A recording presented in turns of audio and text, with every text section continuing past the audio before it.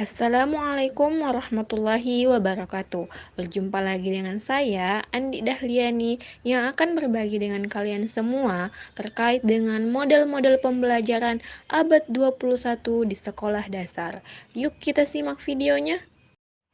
Model-model pembelajaran abad 21 di sekolah dasar. Menurut kalian, apa sih pembelajaran abad 21 itu? Dan bagaimana sih ciri-cirinya? Mari kita belajar bersama.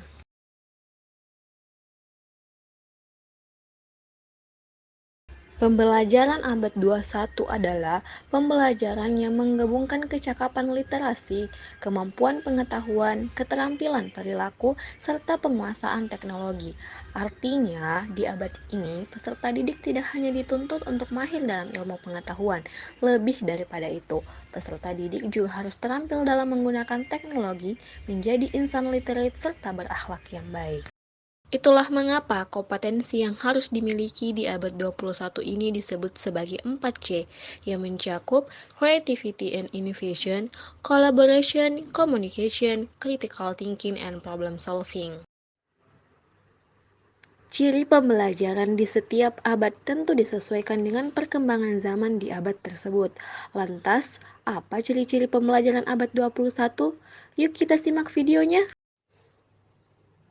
Yang pertama, selalu melibatkan aspek keterampilan abad ke-21 dalam menyelesaikan setiap permasalahan di ranah global.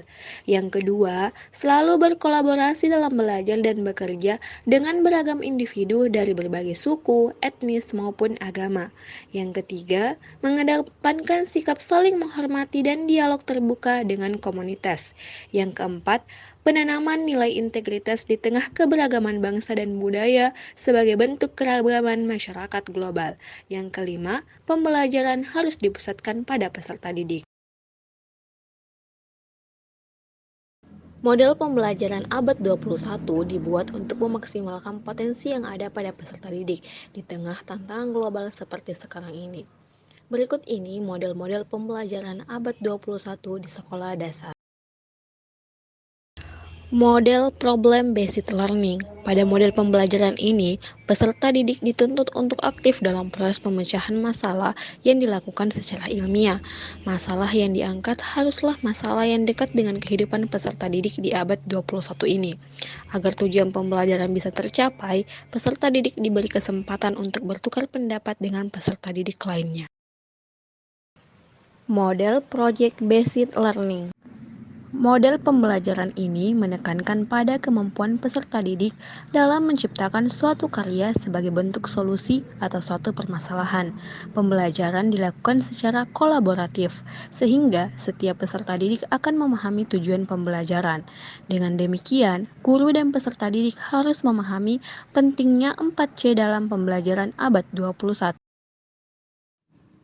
Discovery learning adalah suatu model pembelajaran yang mendorong siswa untuk bisa menemukan pengetahuan secara mandiri. Siswa akan diarahkan untuk bisa belajar secara aktif dan mandiri. Model ini juga berguna untuk merangsang critical thinking dan problem solving. Peserta didik juga akan terdorong untuk bisa menjalankan lifelong learning. Selanjutnya adalah flipped classroom. Ide dasar dari model ini adalah membalikkan pendekatan pada suatu kegiatan pembelajaran.